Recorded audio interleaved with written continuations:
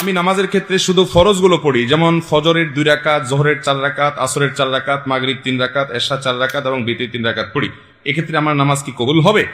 দেখুন, শুধু ফরজ পড়েন এই ভাই, সুন্নত পড়েন না, নামাজ হবে কিনা? উত্তর হলো, শুধু ফরজ পড়লে ওয়াক্তের দায়িত্বটা আদায় হবে। জোহরের ফরজটা পড়লেন, জোহরের ওয়াক্তের দায়িত্ব আদায় হলো, কিন্তু এটা পরিপূর্ণভাবে হলো না, ত্রুটি থেকে গেল।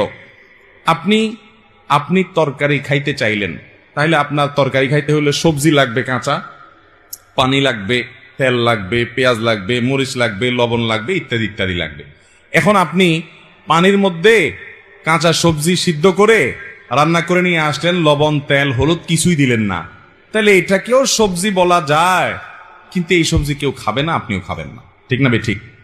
5 ওয়াক্ত ফরজ নামাজ এটা পূর্ণতা পাওয়ার জন্য এর আগে পরে যে সুন্নত নামাজগুলো আছে সেগুলো হলো এরকম।